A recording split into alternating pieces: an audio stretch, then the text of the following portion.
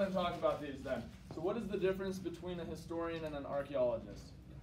Historians study facts from like journals, newspaper articles and stuff like that. Archaeologists study stuff that they find that was found, or like pottery, bones, houses. Okay. Good, yeah. So we talked about how archaeologists, they study artifacts. So they analyze things like pottery, they analyze tools, they might even look at gravestones.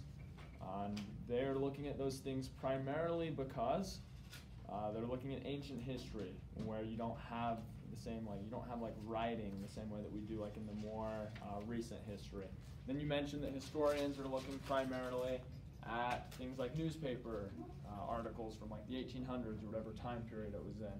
Might be looking at journals or also letters that people may have been exchanging. So for example, if you have Thomas Jefferson and John Adams exchanging letters, what kind of source would we call that? A first source?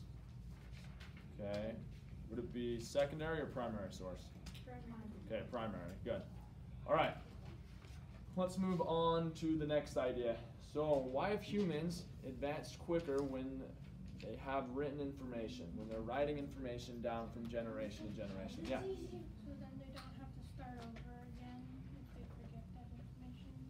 Okay. So they don't have to start over again. So who doesn't have to start over again? Yeah, Sydney. So they don't repeat things over again. Okay. So they don't repeat bad events potentially.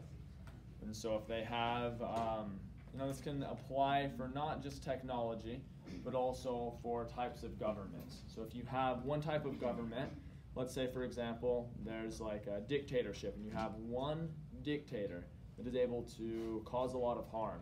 It's able to make a lot of people's lives difficult, and they have that on record. Then future generations, they can analyze that and say, hey, we never want to have a dictator again where one person has so much power.